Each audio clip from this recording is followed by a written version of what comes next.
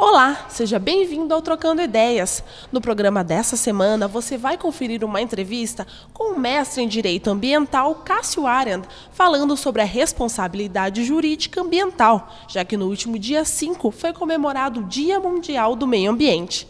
Na sequência, você vai conferir uma entrevista com a coordenadora de enfermagem, Giovana Onofrio, e a enfermeira Thalita de Moraes, ambas do Instituto de Oncologia St. Gallen, falando sobre a importância da higienização das mãos e também da campanha feita pelo Instituto. Acompanhe!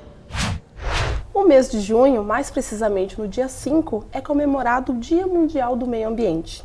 E para falar um pouco mais sobre esse assunto, convidamos um mestre em Direito, Cássio Arend, para falar sobre responsabilidade jurídica ambiental. Doutor Cássio, obrigada por ter participado do nosso programa. Eu que agradeço o convite.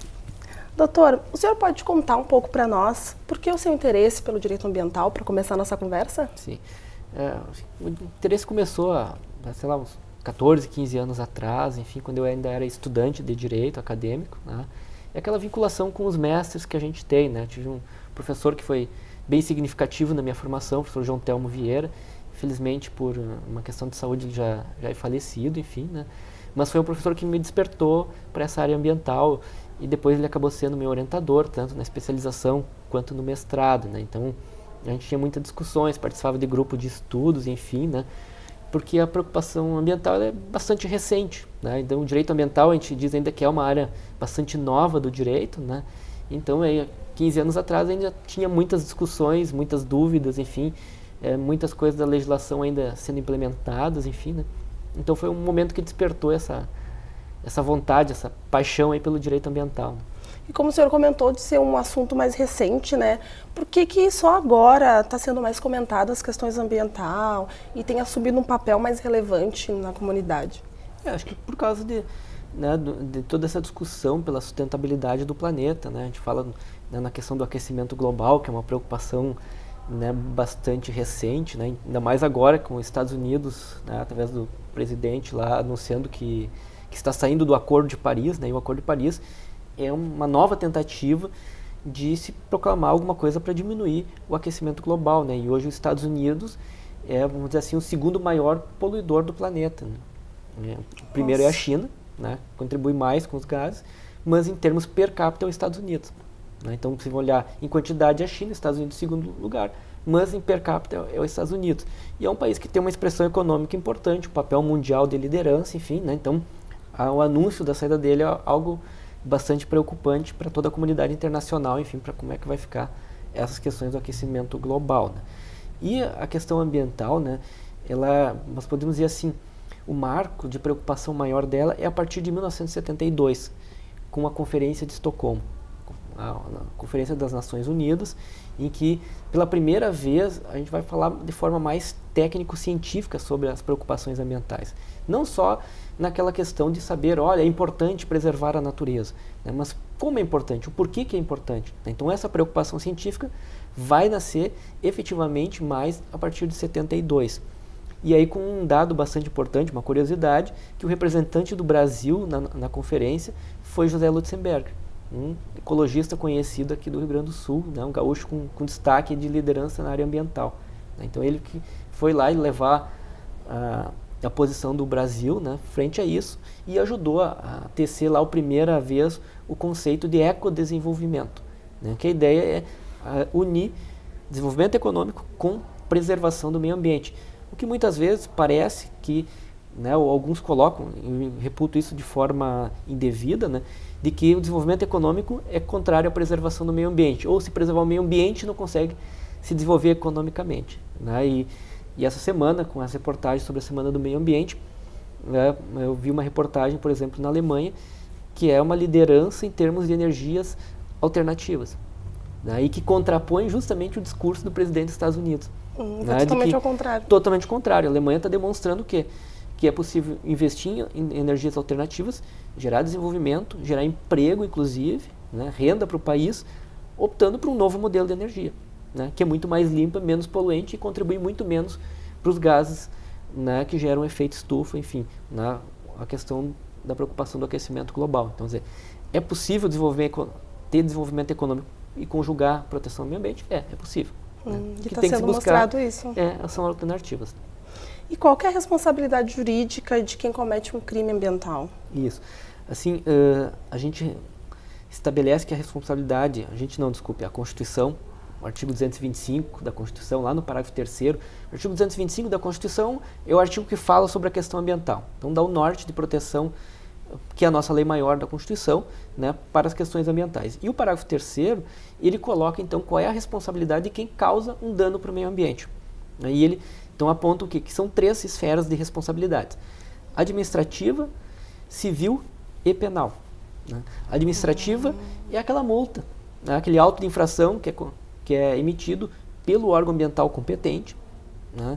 A gente pode comparar assim, quando a gente não respeita alguma determinação, alguma norma de trânsito, vem o policial e acaba nos multando, ou o fiscal de trânsito. Né? Então essa é a função do órgão ambiental, de fazer a fiscalização. Se algum empreendimento, alguma pessoa não estiver de acordo com as normas ambientais, esse órgão ambiental vai lá, fiscaliza e emite esse auto de infração. Né? Que a penalidade mais comum é a multa. Né? Isso é a responsabilidade de forma administrativa, que é dever do Estado fiscalizar. Mas esse dano cometido por essa atividade ou por esse cidadão, ele pode também ter uma repercussão na área civil, que é o dever de todos, de que, se caso cometer algum dano, tem obrigação de indenizar. E muitas vezes um dano ambiental, né, muitas vezes não, ele vai causar um dano para o meio ambiente. Então o que eu tenho que tentar buscar na maioria das vezes? Restituir esse meio ambiente à situação anterior. A gente diz na área do direito ao status quo ante. Quer dizer, como é que era a situação antes de haver o dano? É possível buscar essa restituição? Se for possível, ótimo, se faz essa restituição. Se não for possível, e a maioria das vezes os danos ambientais eles são irreversíveis, né? Vamos pegar um exemplo, né? Se joga um determinado poluente no rio e há uma mortandade de peixes. Dependendo da situação, é possível até recuperar o rio. Agora, os peixes que morreram, não tem mais como recuperar, isso é irreversível. Aí, essa mortandade de peixes terá que se transformar numa indenização pecuniária, um valor em dinheiro que tem que ser pago. Né? Então, isso vai se dar através dessa responsabilidade civil, que mais comumente o próprio Ministério Público, com uma ação civil pública, é que vai cobrar essa responsabilização. Né?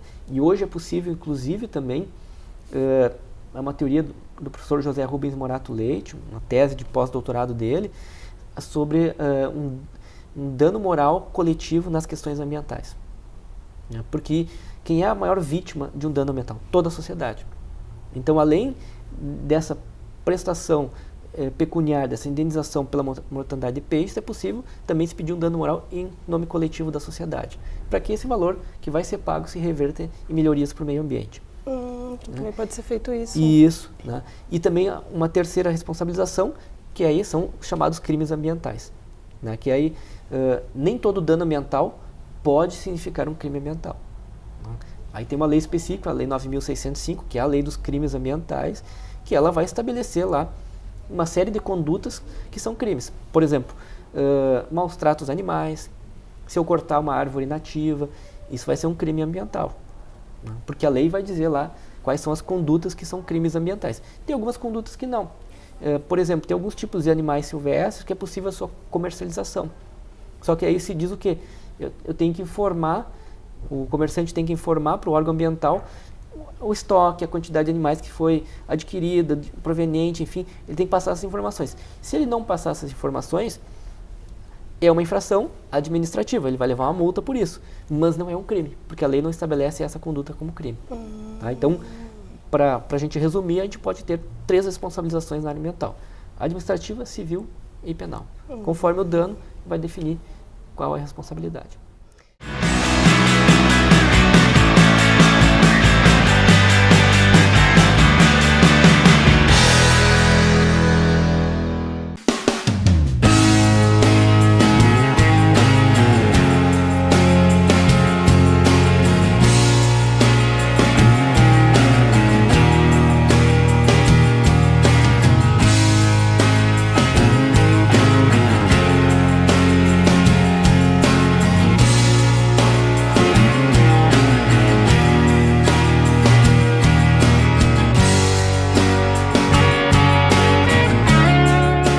Se você gosta de fazer as coisas de um jeito diferente, você é como a gente. Se você é movido por suas paixões e gosta de aprender sentindo tudo na pele, você é como a gente. Se você aprende em qualquer lugar sem hora marcada e ao invés de seguir ordens, você encara desafios, você é como a gente. Se as fronteiras não são barreiras para você, certamente a gente fala a mesma língua. IASG, inglês diferente para você ser um cidadão do mundo. Venha usufruir de uma das maiores estruturas de lazer de nossa cidade. Pratique a sua modalidade preferida. Participe dos mais disputados campeonatos da região. Procurando um espaço para curtir o verão, venha se refrescar em nossas piscinas. Traga sua família e aproveite nossos espaços aos finais de semana.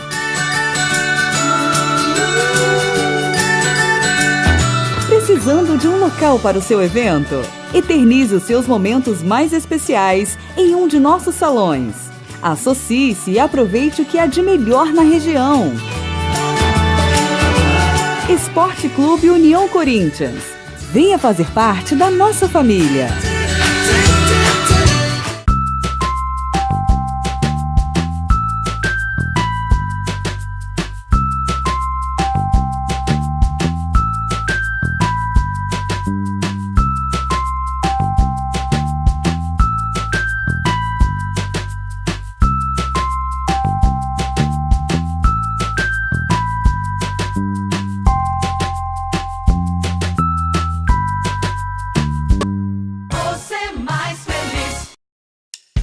Quer viajar? Então escolha o roteiro.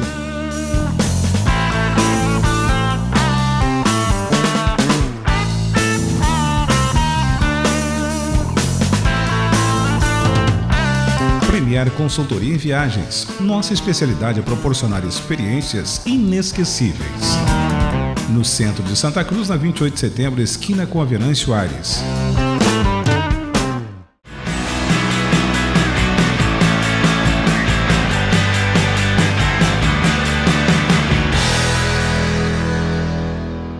E um dos termos jurídicos bastante utilizados diante dessa temática é a responsabilidade civil, como a senhora comentou há pouco tempo.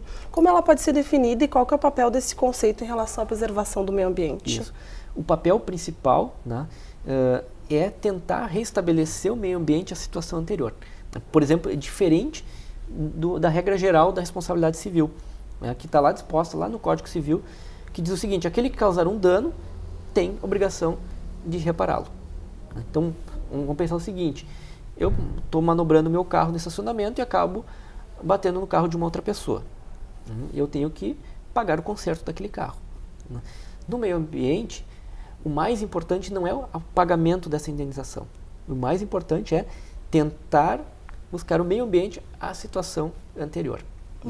E ainda, né, essa responsabilidade na área civil, ela é objetiva. Independe da existência de culpa. Eu não vou analisar se teve culpa ou não, qual é o grau de culpa. Havendo uma relação de né, do dano com aquele que está sendo responsabilizado, basta para buscar essa indenização. Por que isto? Né? Porque a regra geral da responsabilidade civil ela é ser subjetiva. Tem que verificar se houve culpa, se houve dolo, a intenção da culpa, se é maior ou menor, enfim, tem que fazer essa gradação. Né? Na área ambiental não se faz isso. Então se foge essa regra geral. E por que isto? Porque a lei ambiental é protetiva para o meio ambiente. Então a função da lei ambiental é a proteção do meio ambiente. Então, por isso, porque ali há um interesse. E esse interesse é um interesse maior que é de toda a sociedade, a gente podia dizer assim, de todo o planeta. Né? Porque isso é uma característica bastante importante, né? E que às vezes as pessoas também não compreendem. E por isso que o papel mundial, né, é muito importante, as relações internacionais para isso também. Porque não adianta a gente aqui no Brasil estar fazendo tudo certo se tem em algum outro país do mundo que não está se observando as regras ambientais. Por quê? Porque os efeitos dos danos ambientais, eles não respeitam fronteiras nacionais. Tá? Eles não precisam pedir visto para entrar num país, eles vão repercutir no planeta todo. Então essa questão ambiental tem que ser uma preocupação de todo o planeta. Então é um interesse maior, um interesse público, que a gente pode dizer que é um interesse planetário. Então por isso que a questão da responsabilização ela vai dar mais ênfase, né? Ela é objetiva e estabelece como prioridade recuperar o meio ambiente. Com o paradoxo do quê? Que a maioria das vezes os danos são irreversíveis. A maioria das vezes não tem como recuperar o meio ambiente à situação anterior. E no seu modo de ver, Dr. Cássio, o que levou o Brasil a incluir a questão ambiental na Constituição apenas no ano de 1998? A questão da Constituição de 88, né, houve naquela época, né, uma grande pressão dos movimentos ambientalistas pela inclusão da preservação do meio ambiente. Então, por isso que existe um capítulo específico que é resumido no artigo 225, né, mas que dá uma ampla preservação jurídica, vamos dizer assim, do meio ambiente, né. Já ouvi alguns comentários na ONU, por exemplo, de que nós temos uma das constituições mais verdes do mundo, né. Claro que o problema do Brasil é um problema, na área ambiental, é um problema geral de todo o país, né, que é a dificuldade de colocar em prática as nossas leis, né.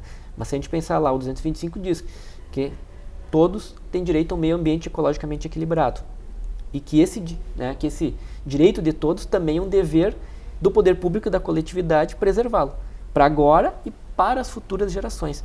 Então, olha a grande regulação que se dá sobre a questão ambiental, né, dizendo o seguinte, que todos têm um direito e um dever de preservar. E não só para agora. A gente tem que pensar no quê? Para as futuras gerações, ou seja, um compromisso inclusive ético, não só jurídico, nosso, de entregar um planeta com qualidade de vida para as próximas gerações, seja para os nossos netos, bisnetos, para aqueles que estão por vir. Principalmente um dever, então, né? Porque aqui no nosso país também há muito desmatamento, né? Esse é um dos grandes problemas, né? Vamos dizer assim, o calcanhar de Aquiles, né, das questões ambientais é a questão do desmatamento, né? Principalmente na região amazônica, né? Esse desmatamento lá já teve mais controlado, agora está com mais dificuldades de controle, enfim, né? Porque há toda uma dificuldade de fiscalização no meio de uma mata densa, enfim, né? E eu reputo isso também muito a uma questão de uma cultura, né? Se a gente olhar, a própria colonização do Brasil iniciou com o desmatamento, né? Em que se foi retirando o pau-brasil para levar para o nosso império lá, que era Portugal, né? Então já começou com essa cultura de desmatar. Por quê? Porque o Brasil é um país que tem a maior biodiversidade do planeta. Ou seja, a maior diversidade de espécies do planeta está no Brasil. Então, nós temos uma natureza abundante aqui, né? E talvez isso também levou a gente a não se preocupar tanto com a preservação. Tem muito, então não vamos nos preservar muito. Mas é importante preservar, principalmente, por exemplo, a floresta amazônica, porque isso tem a ver com o nosso ciclo de chuvas aqui, né? Então, pode ter absoluta certeza que essas chuvas dos últimos dias agora, que está assolando aqui o Rio Grande do Sul, tem a ver com esse desequilíbrio ecológico. Por que isto? Porque a nossa chuva é da Amazônia, né? E nós estamos num quadrilátero que os estudiosos chamam de quadrilátero da sorte, porque se a gente olhar na latitude do planeta, né, na mesma latitude, todos os outros lugares são desertos. Só a nossa região aqui, do sul da América, né, da parte da América Latina, né, é que não tem deserto. Por que isso? Porque nós temos uma floresta amazônica que produz muita água, os chamados rios voadores, né, ou seja, a água que evapora das árvores da floresta amazônica é muito maior do que corre no rio Amazonas, infinitamente maior, né? E ela normalmente iria embora para o Oceano Pacífico, só que daí nós temos a Cordilheira dos Andes, que é uma barreira e faz com que essa chuva desça. Essa nossa chuva desce, sobe e sobe de novo pelo Rio Grande do Sul. Só que qual é o problema que nós temos? Desmatamento muito grande na região sudoeste do país. E aí forma um bolsão de calor que não deixa essa chuva subir. Então, e aí chove mais aqui no Rio Grande do Sul. O prognóstico de chuvas para o Rio Grande do Sul nos próximos anos é aumento de 20%. E aí a gente sabe o efeito que causa, a gente está vendo, né, agora nos últimos dias. Qual a importância de ter floresta, né? É porque vai gerar um equilíbrio no controle das chuvas e também o seguinte, só existe água onde tem floresta. Não é tem floresta porque tem água, não. Tem água porque existe floresta. E a água é o nosso bem maior. A gente até pode passar mais dias sem comer, mas sem água a gente tem uma limitação. Então é algo imprescindível para a nossa vida. Então, cada ação tem que ser pensada porque tem uma reação Isso, tem que ser muito bem pensado, né? Eu digo assim, o meio ambiente é um sistema perfeito. Né? Qualquer coisa... Ele também vive num chamado equilíbrio instável, porque qualquer coisa pode desequilibrá-lo. Né? Então, é muito instável esse equilíbrio dele. É muito, assim, um equilíbrio delicado. Né? Tem que cuidar, tem que preservar justamente para isso, para não comprometer esse equilíbrio.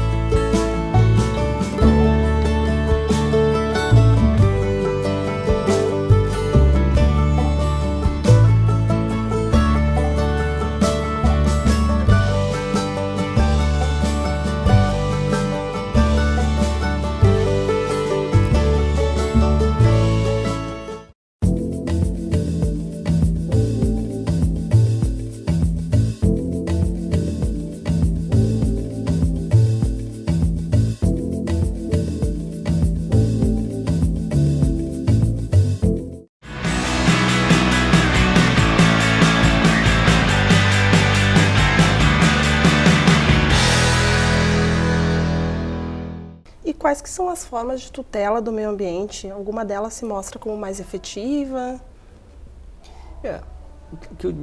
Aquilo que a Constituição já coloca, né, como um dever também do poder público. Né?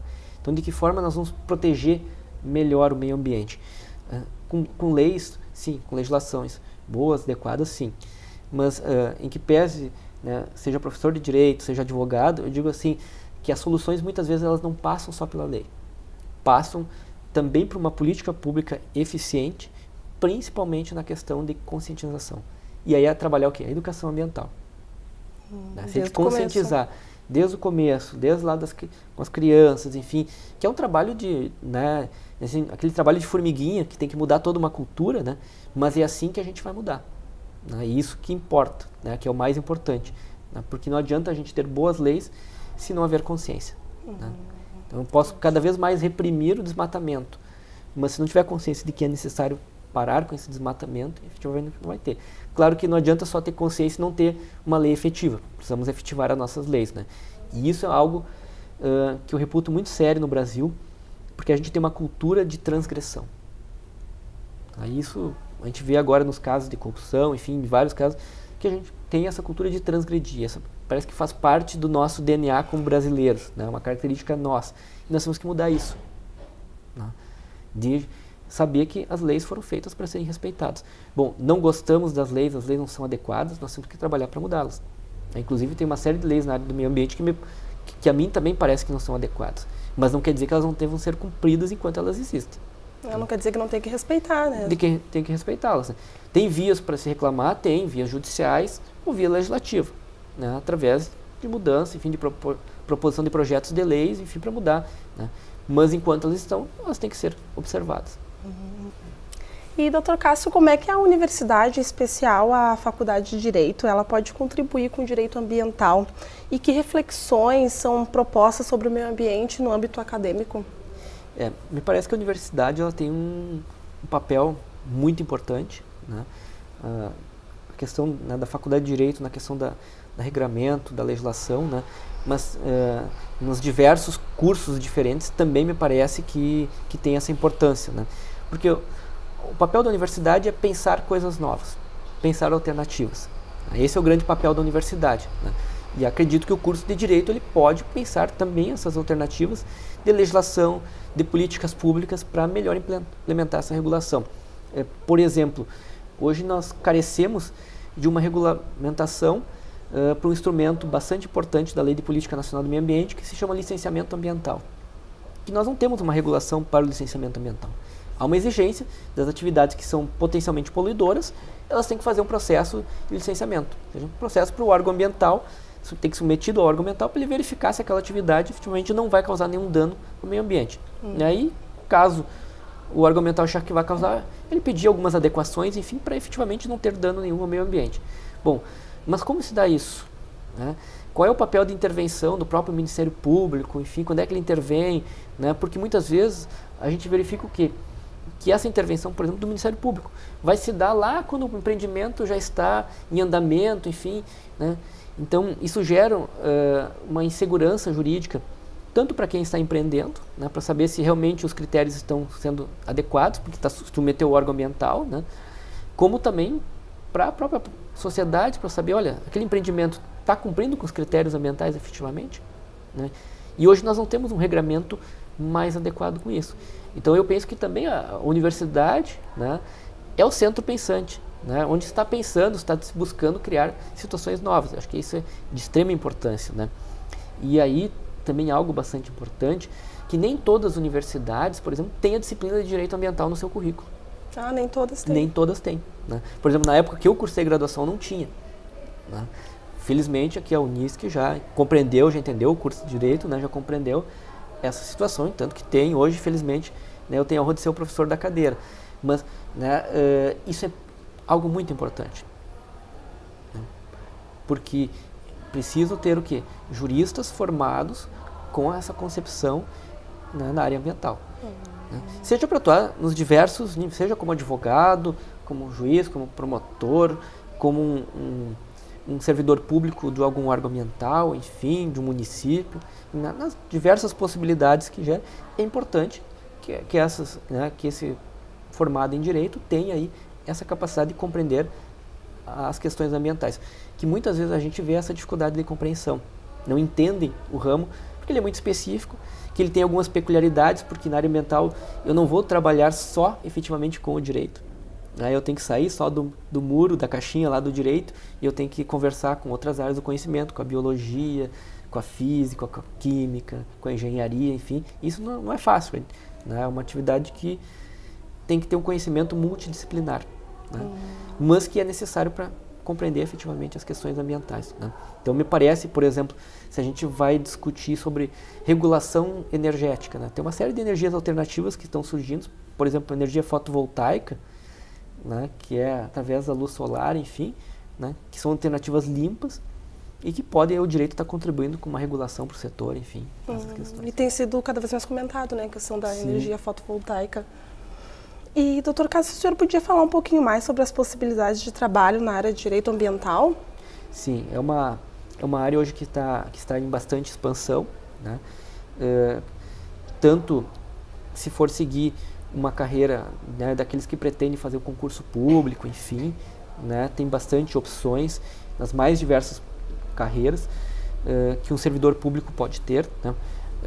Cada vez está mais se exigindo também, por exemplo, dos municípios que implementem a questão do licenciamento, que tenham todo um regramento, uma política municipal de meio ambiente. Isso vai ser necessário ter um profissional, daqui a pouco um advogado ou até mesmo um servidor que seja bacharel em direito, para dar um resguardo, um respaldo para essas questões legais, né? Então é uma atividade que ainda está em bastante crescimento, né? Então o ano passado, em outubro do ano passado, em São Paulo, a gente fundou uma União Brasileira da Advocacia Ambiental, que se chama UBA, né? Justamente para congregar advogados da área ambiental de todo o país. Então, mais de 200 advogados se reuniram lá, eu tive a honra de ser um dos fundadores também, né? Justamente vendo isso, né? Que está se crescendo essa área, né? É um nicho de trabalho, né? E que, né, no caso, na minha classe de advogados, precisa também se organizar, né, e para pensar, para melhor verificar essas questões ambientais e até para dar um suporte para aqueles que estão vindo novos aí, querendo se inserir no mercado de trabalho. Mas é um mercado que está em expansão, tem bastante possibilidades aí de trabalho. Em questão de compensação e recuperação ao crime ambiental, como é que funciona essa parte, Dr. Cássio? Isso. Como eu falava antes, né, de que a prioridade é justamente recuperar o meio ambiente, né? Então, tem que buscar essas questões de recuperação, né? Áreas que foram degradadas têm que ser recuperadas, né?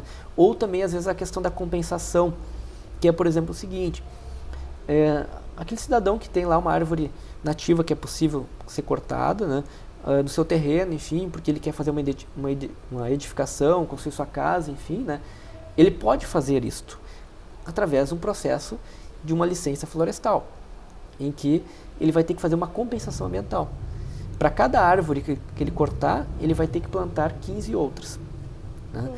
E isso tem que ser feito um processo, por quê? Porque eu não posso plantar qualquer árvore em qualquer lugar. Né? Porque às vezes tem exemplares exóticas que não se adequam muito bem, enfim, né? Com o local, com o solo, enfim. Então, ele vai ter que fazer um projetinho com um biólogo ou com um engenheiro florestal, né? Um projeto para verificar quais são as espécies que melhor se adequam para plantar num determinado local, né?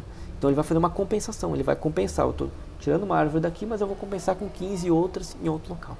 Mas que tem que ter todo um estudo por trás para saber. Sim, tem que ter todo um estudo, né? Então, mesma coisa, alguns empreendimentos também vão precisar fazer isso e se faz essa compensação. Dr. Cássio, eu quero agradecer então a presença do senhor no nosso programa, por estar sempre falando desse assunto que é de extrema importância para o pessoal saber mais sobre o direito ambiental. Então, muito obrigada. Eu que agradeço a oportunidade.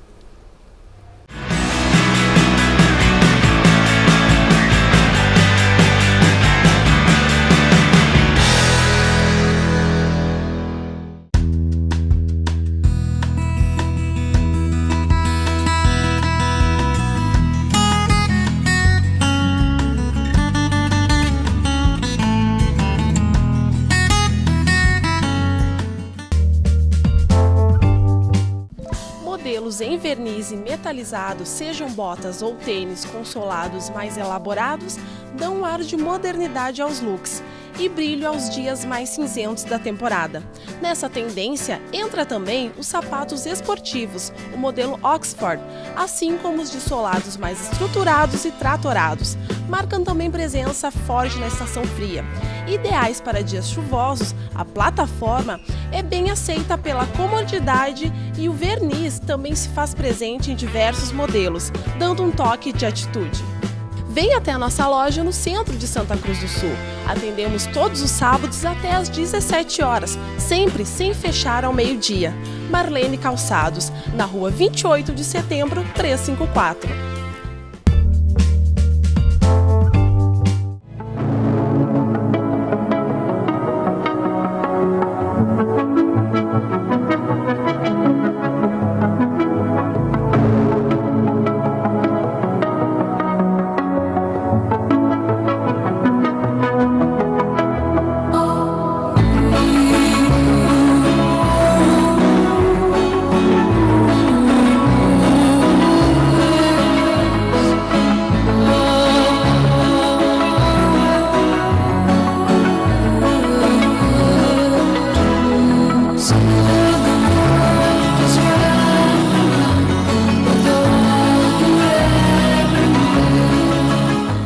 Na Perfil Cortinas você encontra persianas, papéis de parede, toldos e as tradicionais cortinas que dão um toque final na decoração do seu ambiente. No mesmo endereço você conta com a facilidade de locar louças, copos e talheres para um jantar a dois ou uma mega recepção.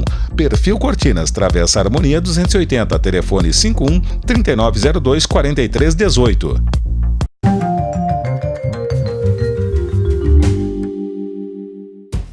As oncodicas de hoje são os tratamentos de quimioterapia e outras terapias oncológicas. São procedimentos médicos de alta complexidade. É por isso que o oncologista estará presente durante toda a execução do procedimento, orientando a equipe profissional nas diferentes etapas de administração e intervindo no tratamento de efeitos colaterais e intercorrências. Somente assim é possível garantir a segurança do paciente e o melhor resultado terapêutico. Instituto de Oncologia St. Gallen, Unidade Class. Trabalhar pela vida é acreditar nela. Mais que cuidar de pacientes, cuidamos de pessoas. Santa Cruz do Sul e Venâncio Aires. Diretor técnico Marcelo Luiz Dotto, CRM 21297.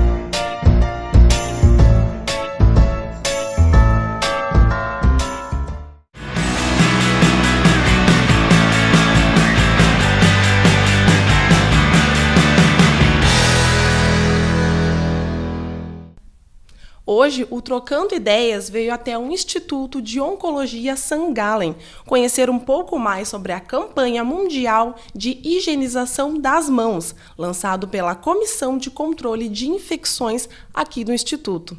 E para conversar sobre isso, eu vou apresentar para vocês as convidadas de hoje.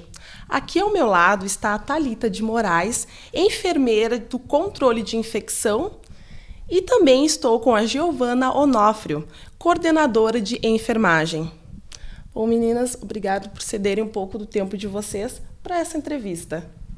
Thalita, embora pareça um ato comum, a higienização das mãos é importante para evitar doenças, não é mesmo? Então, nos conte por que é necessário fazer esse alerta.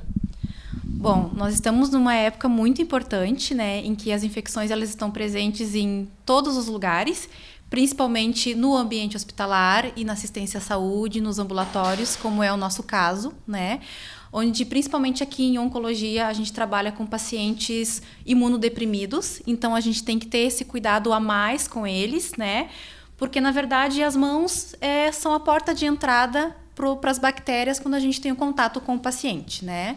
Pelas mãos, então, dos funcionários, dos enfermeiros, dos médicos, né?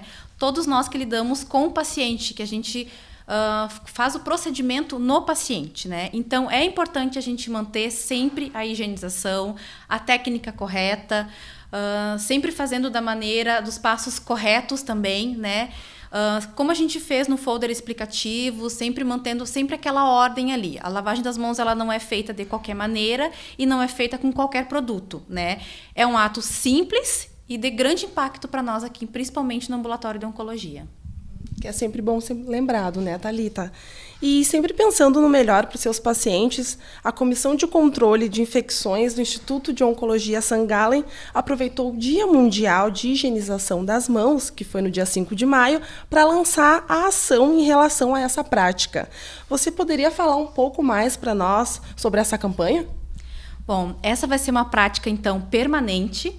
Todo ano, a cada 5 de maio de todo ano, a gente vai lançar um projeto direcionado para a higienização das mãos, sempre com essa frase, com esse enfoque e tentando sempre fazer a abordagem do paciente. O mês de maio ele vai ser importante para isso, para a gente conscientizar todos os funcionários, né, desde a porta de entrada daqui do Instituto até o momento que o paciente sai, né, em todos os corredores, no ambulatório de quimioterapia, a gente tem presença de dispenser de álcool gel, sabonete líquido, os funcionários receberam abordagem direta do controle da infecção para saberem como chegar no paciente, como conversar, como fazer essa abordagem correta ao paciente, né, para fazer a educação dele aqui dentro do Instituto. E essa educação ser levada para fora da instituição e ser mantida também aqui dentro. Então, dia 5, nós lançamos a campanha com esse cartaz. Dia 5 de maio, então, Dia Mundial da Higienização das Mãos. Esse é o nosso comprometimento com o cuidado, porque na verdade ele está em nossas mãos, né? Principalmente da equipe de enfermagem que toca no paciente, que tem o contato com os procedimentos mais invasivos aqui na clínica, né? As pessoas sabem lavar as mãos, a gente só explica como deve ser lavadas as mãos dentro de um ambiente onde possa ter infecções hospitalares, né? Que no nosso caso é diferente de um hospital. A gente sempre tenta fazer a barreira, principalmente de fora para dentro, por causa dos nossos pacientes que são imunodeprimidos. Então a gente cuida mais dessa parte, daquilo que nós vamos passar para eles, né? A gente sabe que os hospitais também têm esse grande cuidado de fazer essa barreira também, mas hoje por causa do grande fluxo e da grande presença de bactérias, infecções dentro do hospital, que até o nosso caso é diferente, eles também tentam fazer essa barreira ao contrário, né? De fora para dentro e de dentro para fora, né? Por causa das bactérias multiresistentes principalmente, tá? Nós também entregamos de brinde para os pacientes, somente esse mês, esse álcool gel, né, como um brinde, uma forma deles entenderem por que é importante, da gente explicar para eles por que eles têm que fazer, né, ou seja, uma forma de lembrar eles, né, seria mais esse o objetivo mesmo do brinde e da campanha, né, para manter a importância disso aqui dentro e sempre deixar bem claro para eles que isso vai ser permanentemente, não somente no mês da campanha, mas durante o ano todo. E Giovana, então conta para nós um pouquinho mais. A higienização das mãos é uma medida simples que poderia evitar diversas bactérias. Por que você acha que esse hábito não é muito praticado pela maioria das pessoas? Eu acho que esse hábito não é muito praticado pela falta de conscientização das pessoas em saber que esse ato simples e rápido de executar, ele pode salvar vidas, né? Porque as nossas mãos, elas podem transmitir várias doenças. E nesse mês agora, principalmente no Rio Grande do Sul, que nós temos as gripes, né? Então é um ato muito simples que a gente pode então evitar de passar uma gripe para outras pessoas. E nós, profissionais da área da saúde, nós temos a responsabilidade de executar esse ato da lavagem das mãos e de ensinar e educá-los para que eles façam isso dentro do ambiente ambulatorial e que leve isso para o seu lar, né, para o seu ambiente de trabalho, para os seus filhos, para a sua família, para que com esse pequeno e simples ato eles estão protegendo a vida, né, protegendo o seu corpo. Uma base de proteção mesmo, né? E, Thalita, quais são as doenças que elas podem ser transmitidas pelas mãos? Bom, várias doenças, né? As mais comuns, como a Giovana falou, né, principalmente agora na época de inverno, é a gripe, porque a gente entrou numa fase desde 2009, né, quando foi descoberta H1N1. A gente sabe que é um vírus muito potente, né, o vírus influenza, então a gente tem bastante cuidado com isso, principalmente aqui dentro. Vários outros também, né, porque os pacientes às vezes, não só na função da higienização das mãos, mas no pegar um alimento mal higienizado, se alimentar com ele mal higienizado, né, evita várias outras doenças como escabiose, sarna, hepatite, né, por isso que a gente também foca, quando a gente orienta os pacientes, principalmente de primeira consulta, que vão iniciar o tratamento quimioterápico, a importância não só da lavagem das mãos, mas também de manter o ambiente em casa bem higienizado e principalmente os alimentos, né? Que é sempre bom lembrar, né?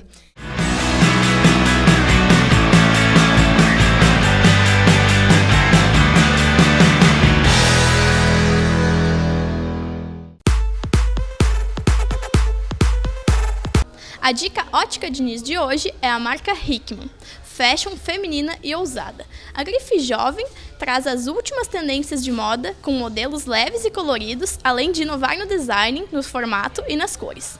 Além disso, ela tem um ótimo custo-benefício. Óticas Diniz, a maior rede de óticas do Brasil.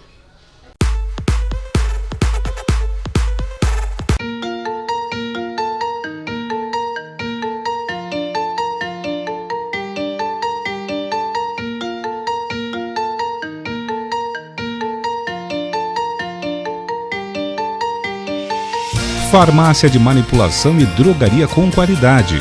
Fórmulas magistrais, manipulada na medida exata do seu tratamento e prescrição. Na Marechal Floriano 1009, em Santa Cruz do Sul.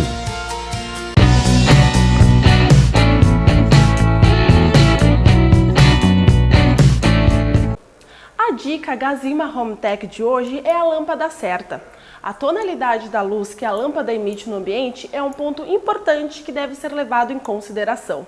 Nos cômodos de lazer e descanso, como a sala de estar e o quarto, crie uma atmosfera aconchegante optando pela luz quente e de tonalidade amarelada.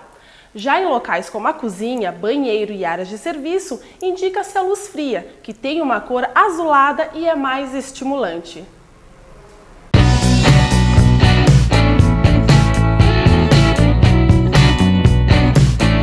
Dinovita, no mercado há mais de 20 anos, comandada pelo hairstylist Alexandre Weigel, formado pela renomada Escola Internacional Pivot Point, oferece aos seus clientes o que há de melhor em técnicas de cortes, colometria, penteados e maquiagens. O Dinovita conta também com a profissional Roberta Kipper, especialista em unhas e depilação.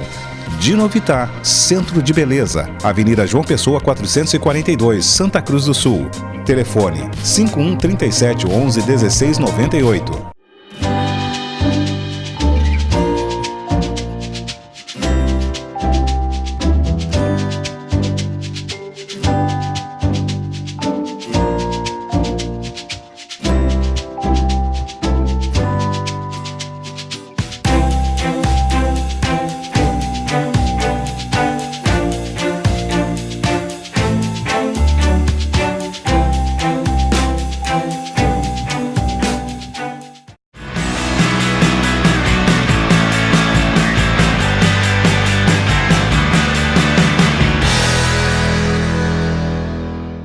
Para manter as mãos limpas, Thalita, é melhor usar o sabão, o álcool em gel? O que é melhor ser feito? Bom, o melhor mesmo é a lavagem com água corrente e o sabonete líquido comum. Não precisa ser um sabonete que tenha presença de antisséptico.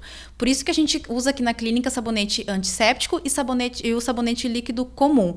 O antisséptico ele é focado mais na parte da assistencial, né? A enfermagem e o corpo clínico usa mais a parte do sabonete com antisséptico para manter as mãos mais bem higienizadas e livres de bactérias, porque a gente tem contato com vários pacientes aqui dentro, várias pessoas, né? No caso dos pacientes, a gente sempre recomenda dentro do ambulatório aqui da quimioterapia fazer a lavagem com água corrente, sabonete líquido e a preparação alcoólica. Não é que substitua o outro, mas nem sempre o paciente vai ter acesso sempre à lavagem das mãos a uma pia com água corrente. Então, na verdade, isso vai abrandar muito a parte da lavagem. Mas sempre que possível, a gente tem que lavar as mãos com água corrente e sabonete líquido. O efeito da descontaminação, o álcool gel vai fazer conforme o sabonete líquido também. Só que só a lavagem vai remover matéria orgânica que tenha nas mãos, a presença de sujidade. O álcool gel, na verdade, vai fazer só aquela morte de vírus e bactérias, mas não vai retirar a sujidade da mão. Bom, meninas, nós falamos sobre a campanha mundial de higienização das mãos aqui da St. Gallen e vocês também citaram exemplos. Então eu gostaria de saber se vocês têm mais alguma dica para o pessoal que está de casa sobre a higienização das mãos. A dica que a gente tem, então, é que eles usem esse ato de higienização das mãos em qualquer ambiente que eles estejam, né? Vai no supermercado, chega em casa, descarrega as compras, lave a sua mão, né? Façam isso assim, como se fosse o ato de escovar os dentes, que a gente faz isso todos os dias, a higienização das mãos também. Sempre que a gente sentar numa mesa para fazer a sua refeição, lembre de lavar as mãos, porque tu está levando com as suas mãos um alimento, né, para dentro do seu organismo que pode estar contaminado. Então, e é isso a gente começa, sempre digo, desde pequenininho, né? Então, em casa a gente pode ensinar os filhos, os netos, os vizinhos, os sobrinhos, da importância.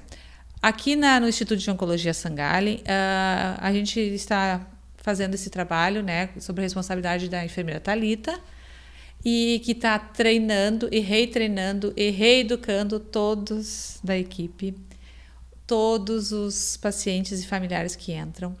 Eles estão sendo para nós os disseminadores dessas informações. A gente fala uma vez, na próxima eles já chegam para o tratamento, eles já sabem que eles têm que lavar as mãos, eles já cobram dos seus familiares. Então, assim, essa educação que a gente está dando aqui, né, está se expandindo para fora das portas do Instituto. Isso é muito importante. Então, a campanha do mês de maio, a campanha que vai ser permanente, a gente quer que seja permanente para a vida, né? Para nossas vidas e das pessoas que estão ao nosso redor. Gostaria, então, de convidar vocês para nos mostrar, fazer uma demonstração para o pessoal que está em casa, qual é a forma correta de higienizar as mãos. Vamos, Thalita? Vamos. Então tá. Então a lavagem das mãos então é um ato simples, a duração máxima é de 40 a 60 segundos. Essa é a pia que fica dentro do ambulatório, então, tá? É uma pia manual. Primeiro passo que a gente sempre demonstra para o paciente é: abre a torneira e não toca mais na torneira a partir de agora, né? Vai molhar as mãos, né? Pegar uma pequena quantidade de sabonete na palma da mão, esfregar bem a palma, esfregar o dorso de cada mão,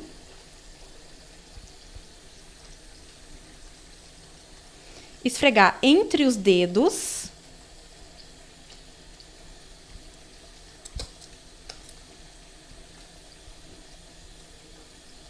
e também ao redor do punho. É um ato muito simples. No caso da equipe da enfermagem e os médicos, eles não devem ter adereços, nem relógios, nem anéis. Quando a gente acompanha o paciente, a gente não pede para que o paciente tire, a gente só enfoca que eles têm que fazer muito bem a higienização ao redor dos anéis. O enxágue das mãos, sempre deixando a espuma cair da ponta dos dedos ao contrário, sem sacudir as mãos. 2 folhas de papel toalha é o suficiente, uma para cada lado. E para finalizar, fecha a torneira com o próprio papel toalha, sem encostar na pia, e pode fazer o descarte. A preparação alcoólica, ela pode ou não ser feita. Ela não, quando se faz a lavagem das mãos, não é obrigatório fazer a preparação alcoólica também. No ambulatório de quimioterapia, eu oriento os pacientes que façam os dois, para eles saberem fazer corretamente os dois. As mãos lavadas, tu vai encostar de novo, novamente no dispenser, uma pequena quantidade de álcool gel nas mãos e fazer a mesma técnica. Palma da mão, dorso, entre os dedos, no polegar e ao redor do punho. É simples, tem que aguardar secar um pouquinho, né, por causa do álcool gel, e tá feita a higienização. Giovana, qual é a forma, então, de medir que essa campanha está sendo efetiva? Bom, o programa de higienização ele é formado por etapas, né?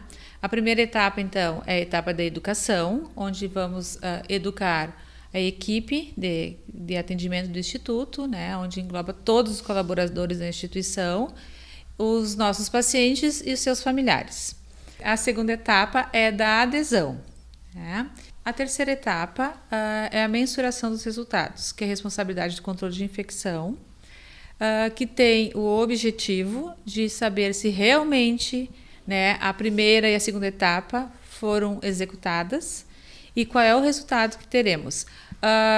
Com certeza, vamos ter um consumo maior de álcool gel, um consumo maior de sabonete líquido, mas também o objetivo é que realmente a higienização das mãos seja executada.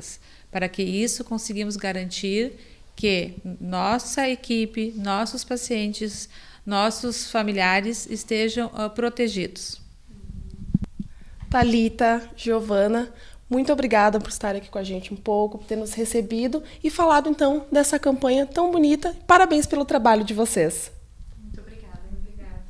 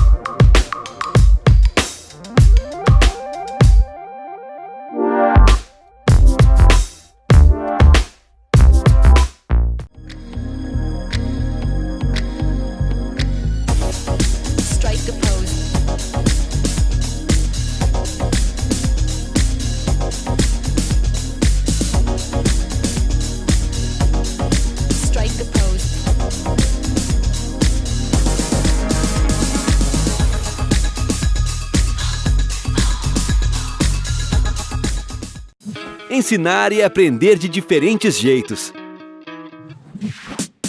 Assim é a Educação Integral Marista. Educação que respeita e transforma o estudante e todos à sua volta.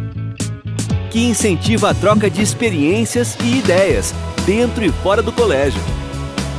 É esse aprender de todos os jeitos que muda a nossa vida, nosso bairro, nossa cidade, nosso futuro e o nosso mundo.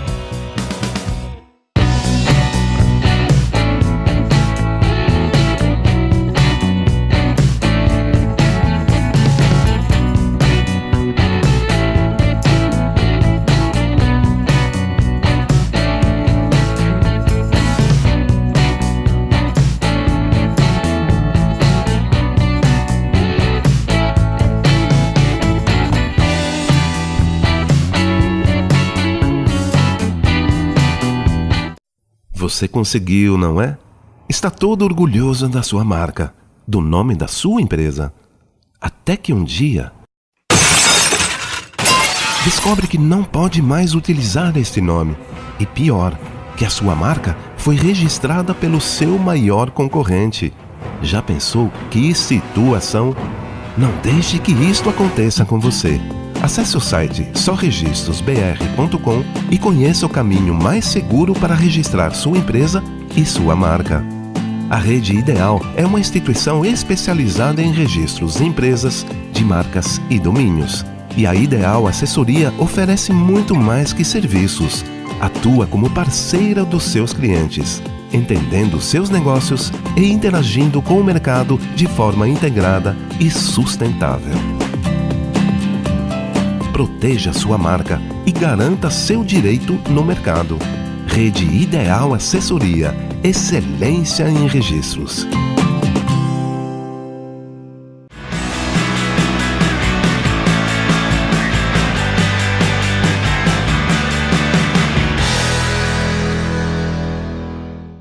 E esse é o Trocando Ideias, diversas informações feitas especialmente para você.